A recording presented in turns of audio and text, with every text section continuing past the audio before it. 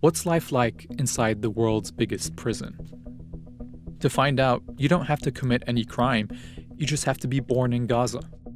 This tiny strip of flat, open Palestinian land, about 25 miles long and only 7 miles wide at its widest point, is surrounded by Egypt and the Mediterranean Sea to the south and west, and Israel, which has closed Gaza off to the outside world since the early 90s. Like many prisons, Gaza is overcrowded. In 2021, the population grew to over 2 million, with one of the highest population densities in the world, triple that of Detroit, which is about the same size. But where did all these people come from? Well, about 70% of Gazans are refugees and their descendants. They were forced to move there when Israel took over their towns and villages around the time it was founded in 1948. Many fled, thinking they were temporarily getting to safety. But Israel has never allowed them to go back, despite many of these towns and villages being a short drive or walking distance from Gaza.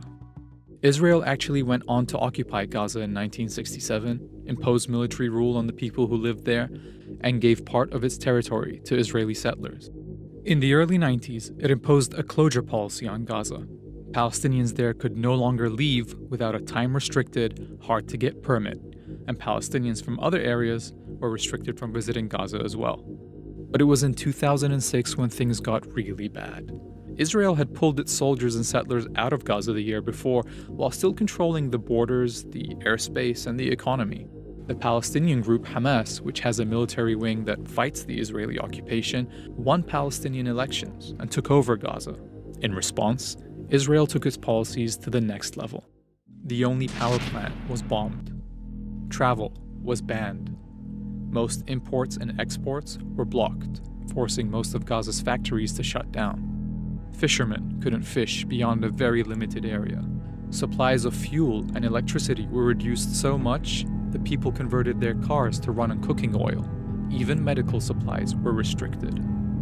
The Israeli government decided how much food would be let in by calculating how many calories everyone in Gaza would get.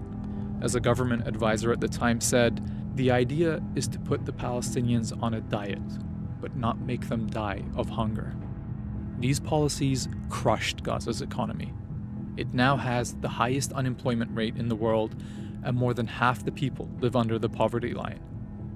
Even materials to build infrastructure like sewage treatment plants have been held back, so raw sewage is pumped into the sea.